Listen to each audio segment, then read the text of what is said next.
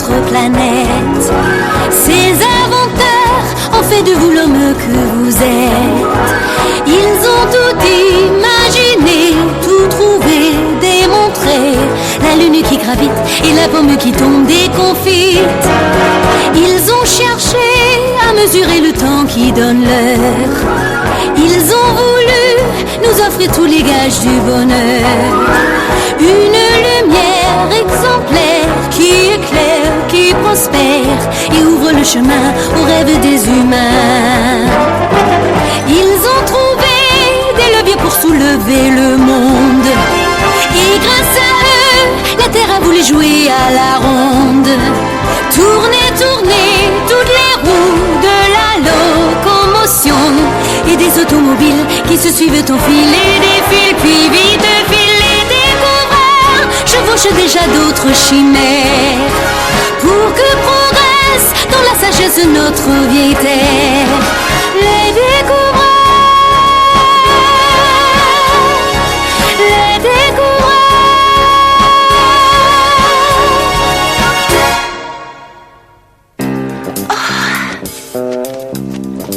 Quelle chaleur, c'est pas tenable.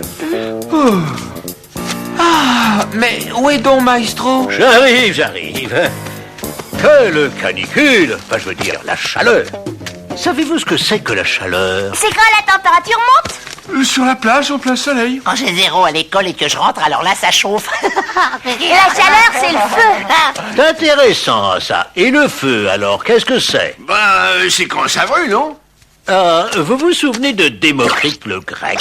Il y a dans la nature 4 éléments, la terre, le feu, l'eau et l'air. Cette branche vient de la terre. Et elle se transforme en feu. Non, Métros, il n'y a pas 4 éléments. Il y a un élément de base, un seul, l'atome. Ah, mais c'est insupportable, quelle chaleur! Ah, veux-tu m'apporter un verre d'eau, s'il te plaît? Merci. Et 2000 ans plus tard, au XVIIIe siècle, on continue à dire qu'il y avait 4 éléments, la terre, le feu, l'air. Enfin, Tenez, l'eau. voilà. Mais une nouvelle science, la chimie, allait naître et grâce à elle, on allait pouvoir expliquer de quoi les choses étaient faites. Et qu'est-ce qu'il a inventé, la chimie? Oh, plusieurs savants y ont contribué, mais c'est surtout Lavoisier, un Français, qui hélas mourut guillotiné. Ah, on lui a coupé la tête. On lui a coupé la... Oh non, il ne faut pas rire, ce fut une tragédie. Bon, Lavoisier, donc... La chaleur est un élément très particulier. Et cet élément, on l'appelle plus scientifiquement le phlogiston. Oui, monsieur Lavoisier. Et sait-on de quoi il fait le phlogiston, maître? Non, enfin pas exactement. Mais un jour proche, soyez-en certains, on le saura. Et si on ne sait pas ce que c'est, pourquoi en parler?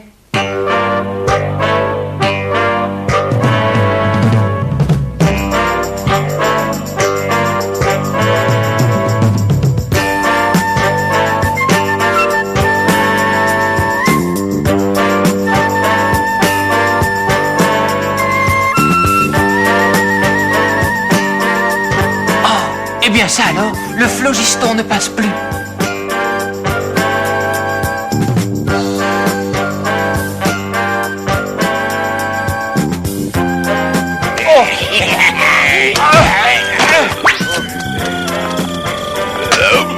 Dis donc, mon Lascar.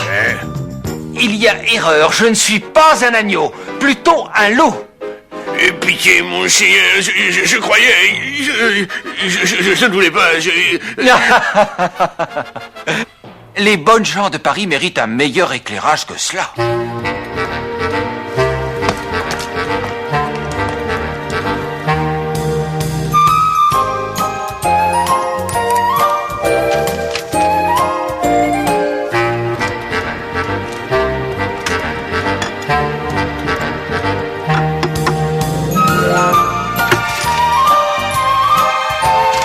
À 23 ans, Lavoisier recevra la médaille d'or du roi Louis XV pour son étude de l'éclairage de Paris. À 25 ans, il sera élu à l'Académie des sciences. Et cette même année, il va acquérir la charge de fermier général qui plus tard va lui coûter la vie. Qu'est-ce que c'est qu'un fermier général? À l'époque, un fermier général était un percepteur d'impôts. Et pourquoi ça va lui coûter la vie? Tu verras, tu verras.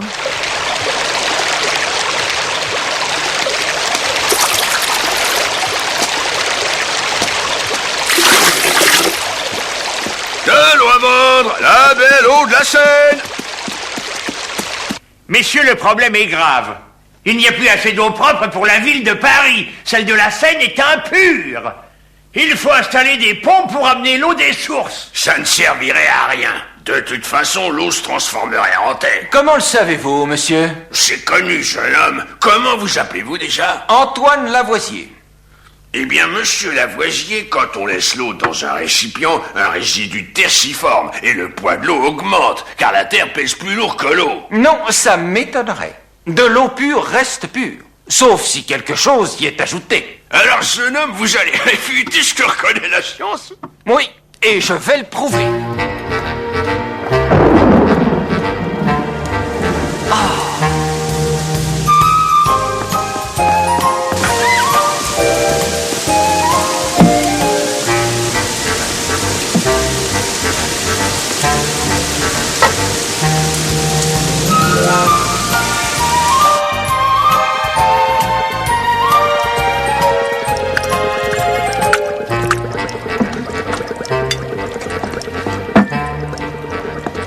Je vais les distiller encore une fois pour avoir de l'eau tout à fait pure.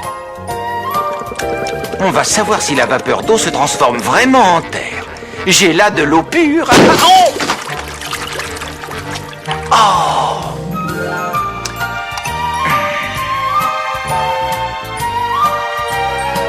Toujours pas de terre. Un mois a passé. Voyons. Tiens, y aurait-il de la terre?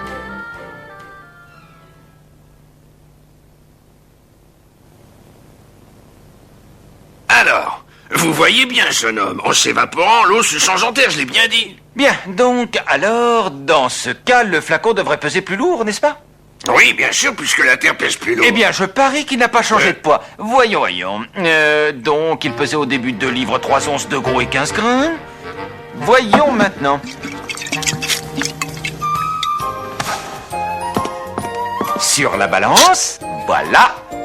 Maintenant, les poids, 2 livres 3 onces, 2 gros et 15 grains.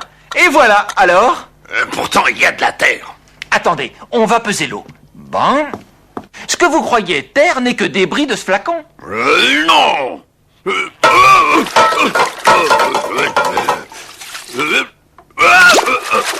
Ce n'est pas l'eau qui s'est transformée en terre. La terre vient du sol, cette fois.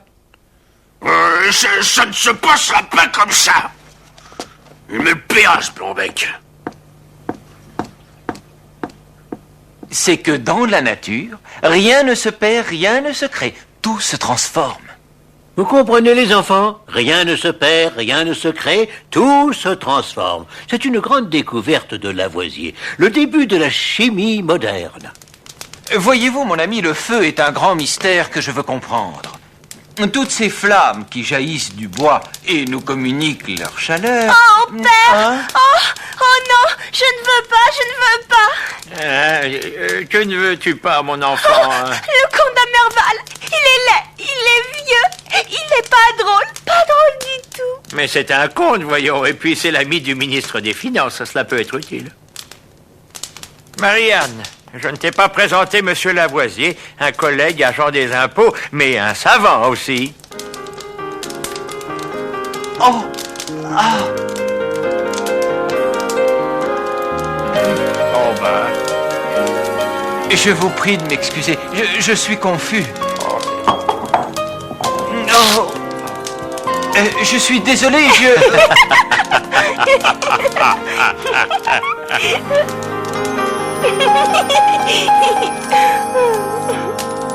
Monsieur le comte d'Amerval désire vous voir.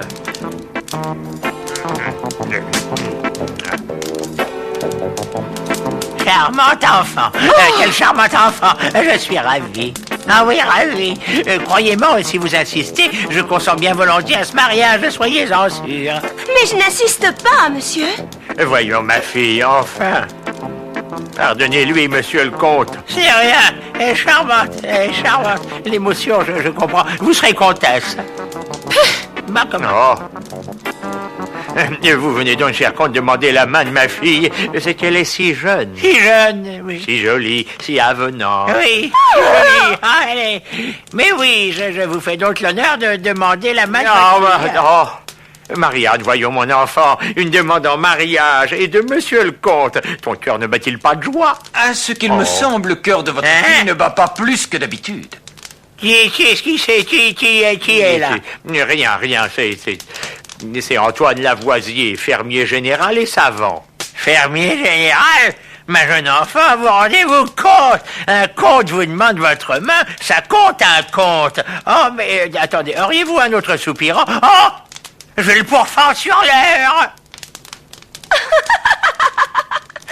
Ah, bah. Voyons Lavoisier, que veulent dire ces simagrées? Monsieur, j'ai l'honneur de vous demander la main de votre fille. C'est ridicule, vous la connaissez à peine. Assez pour l'aimer. Je le sens, moi, mon cœur qui bat. Comment pourriez-vous hésiter entre cette espèce de pantin maladroit et moi, le comte d'Amerval, aux ancêtres glorieux et ami intime du ministre des Finances? Mais je n'hésite pas, monsieur. J'accepte avec joie et bonheur, monsieur Lavoisier.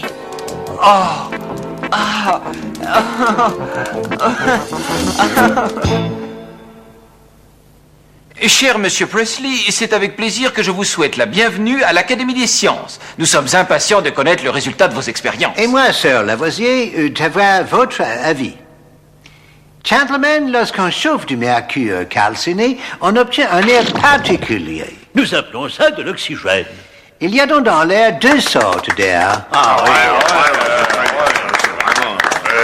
L'hiver, il y a l'air, un point c'est tout, et puis il y a le phlogiston qui transporte la chaleur. Mais non, le phlogiston n'existe pas. Il y a un air qui permet au feu de brûler et un qui ne le permet pas. Regardez. Vous voyez? Le bon air est consumé, la bougie s'éteint. C'est parce que le phlogiston est parti. Par où?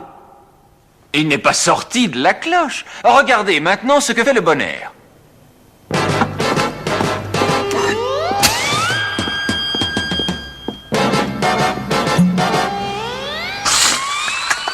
Bravo! Ce sont des tours de passe-passe. Vous n'allez pas nier l'existence du phlogiston. C'est écrit là-dedans. Certaines vieilles idées, même écrites, sont fausses, voilà tout. Seule l'expérience scientifique apporte des idées nouvelles. Baliverne que tout ça. Les années qui vont suivre seront pour Lavoisier des années d'intense activité. Voici une expérience agricole.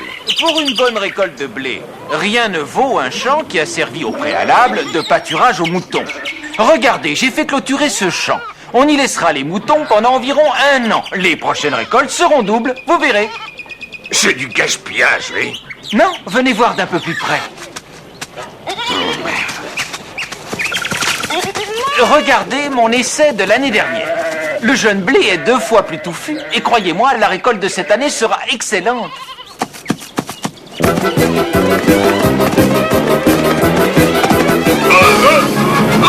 avez bien raison de vouloir voir d'encore plus près, monsieur. Cela en vaut la peine, vous ne trouvez pas?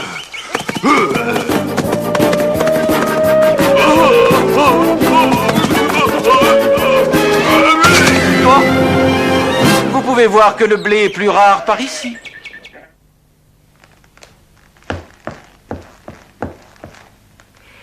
J'ai pensé qu'avec une loupe grande comme un homme, nous pourrions réussir la séparation des gaz. Je le pense, moi aussi.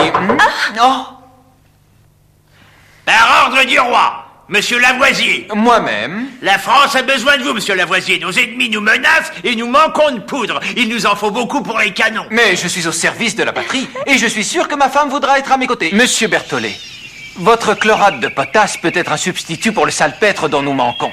Je pense que cela fera une excellente poudre à canon. Faites un essai, monsieur Lavoisier, mais attention aux explosions.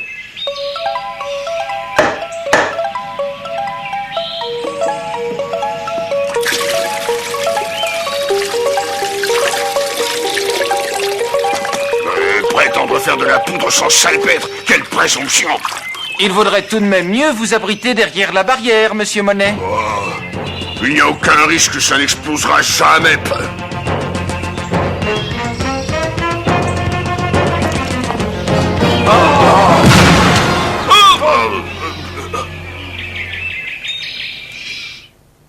Tu vois, Marianne, il y a au moins 2 sortes d'air. Un air vital et un autre air qui, lui, au contraire, ne permet pas la vie.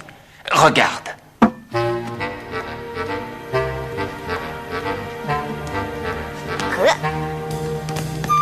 Maintenant, l'air vital est presque épuisé.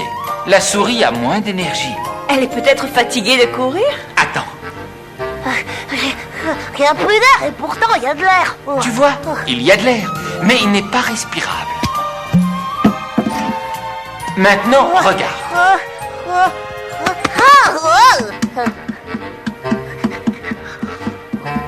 Tu vois, Ça n'a pas vraiment l'air de marcher.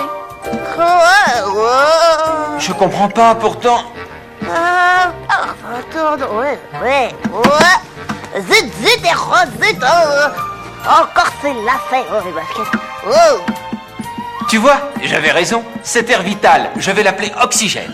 C'est l'oxygène qui permet au feu de brûler et au corps de se réchauffer. Je vais faire une autre expérience avec mon ami Laplace. Oh, le mathématicien? Oui. Entouré de feutre, la glace protégée de la chaleur ne fond pas. Nous allons y mettre le cobaye. C'est lui qui fera fondre la glace. Vous n'allez pas mettre cette pauvre bête dans la glace.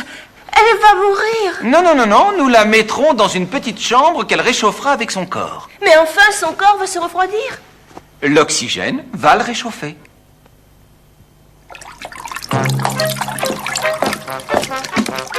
Vous voyez, la glace a fondu. Nous pouvons calculer la chaleur dégagée. Tu es sûr qu'il est vivant? Bien sûr. C'est fini, voilà. Cela nous semble tellement simple. Et pourtant, c'est révolutionnaire. Révolutionnaire. Lavoisier et Laplace ont mesuré la chaleur dégagée par le corps d'un animal. Ils ont calculé combien d'oxygène il avait consommé. Ils ont également... Et même le fameux chimiste anglais, Cavendish, confirme que l'eau, chers messieurs, n'est pas un élément. Mais que dites-vous là? L'eau n'est pas un élément, hein? C'est ça, hein? Qu'est-ce que c'est que ça, alors? Ça, monsieur, c'est une combinaison d'hydrogène et d'oxygène.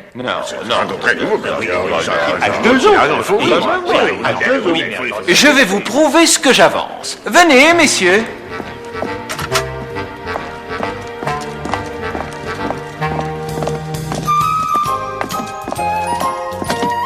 Ici, il y a de l'oxygène. Ici, de l'hydrogène. Ce ballon au centre est vide.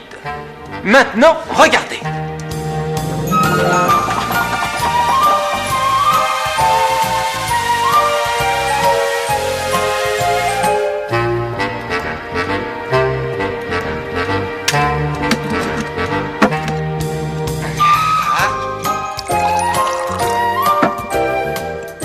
Voyez, messieurs, nous avons obtenu de l'eau absolument pure, formée par ces 2 gaz. Quelqu'un a soif? Oh, je ne boirai jamais de cette concoction diabolique. Excellent, de l'eau absolument pure. Alors, les enfants, vous comprenez l'extraordinaire découverte de Lavoisier? Qu'est-ce que c'est? Là, dans ce verre, hein? Ça, c'est de la flotte. Ça se voit. Hein. Oui, c'est de l'eau, mais c'est aussi la combinaison de 2 gaz. Oui, et lesquels? Alors, j'attends. de l'hydrogène et... Et quoi? Enfin, les enfants, voyons, vous devriez savoir ça. Quoi, eux? L'hydrogène de part, l'oxygène une part. La formule de l'eau, c'est H2O. Il faut rejeter les vieilles idées et se fonder sur l'expérience. C'est le seul moyen de progresser. Il n'y a pas de phlogiston. L'air est composé d'au moins 3 gaz différents. L'oxygène, qui est l'air vital, l'azote, qui est un gaz qui ne soutient ni la vie ni la combustion, et l'hydrogène, gaz inflammable très léger.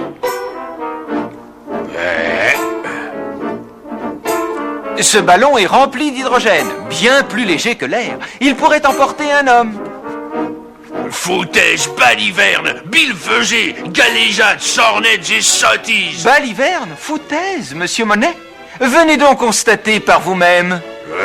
Allez-y, prouvez-le lui. Venez, monsieur, je vous accompagne. On va leur montrer que vous avez raison.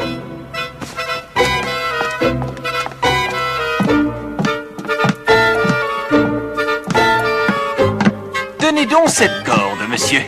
Là.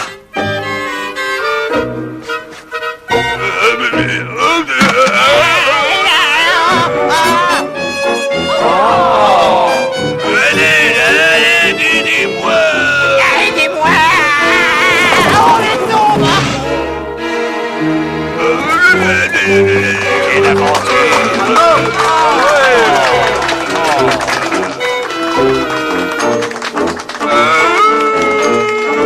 Je me descends.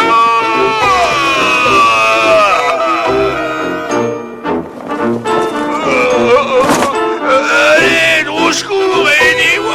Oh, qu'est-ce que c'est? D'où sortez-vous, mon fils? Ne seriez-vous pas envoyé par le ciel? Ah ben, j'irai pas...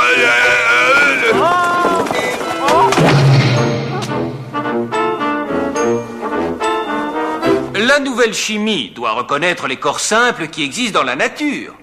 Le fer, le soufre, le carbone et l'oxygène. Bravo.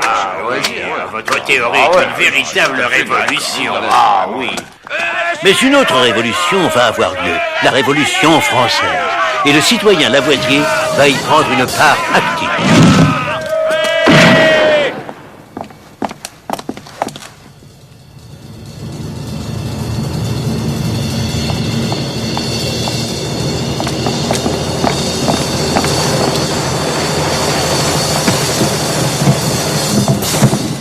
Parmi les réformes de la Révolution, celle de notre système de poids et mesures est urgente. Nous sommes d'accord?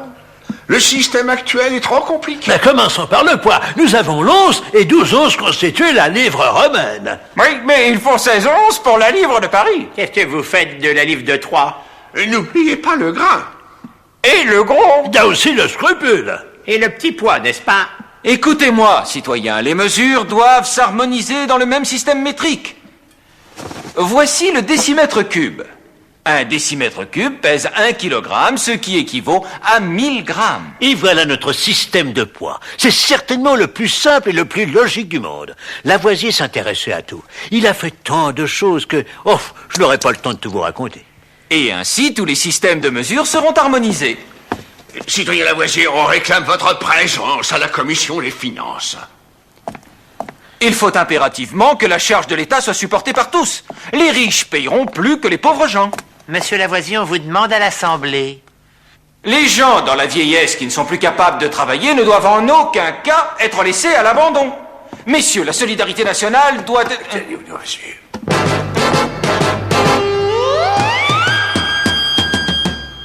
Stop!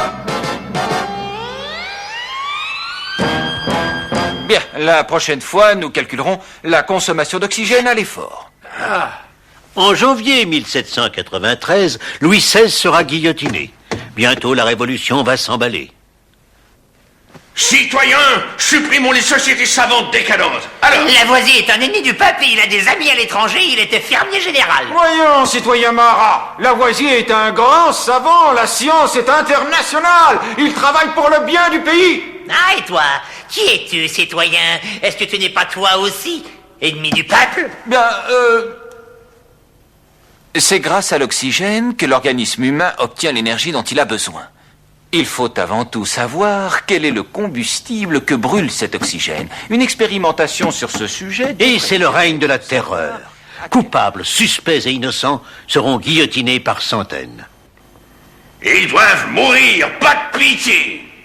Citoyen Fouquier, Lavoisier peut encore rendre de grands services à la France. Je demande le sursis de son exécution jusqu'à ce qu'il termine ses travaux en cours. Mais il n'est pas coupable. C'est un serviteur du peuple. C'est surtout un très gros savant. La République n'a besoin ni de chimistes, ni de savants. Procédez à l'exécution. J'ai eu une vie assez longue et très heureuse. Je pense qu'on me regrettera et que ma réputation va me suivre. Que demander de plus, Lavoisier?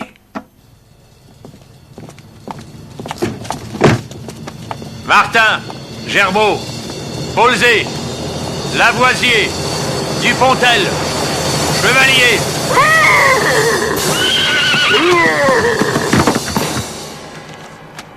Mais pourquoi, maestro, pourquoi?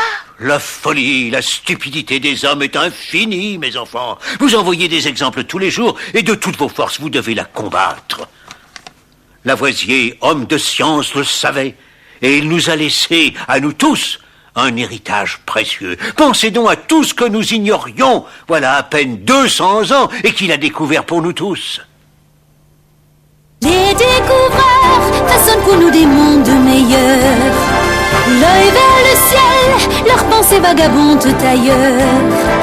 Tout comète. Voici que l'homme décolle, il va quitter le sol. Mes paroles, c'est qu'il s'envole demain, il nous mèneront vers d'autres firmaments. Car pour l'homme n'en est qu'au début de son roman.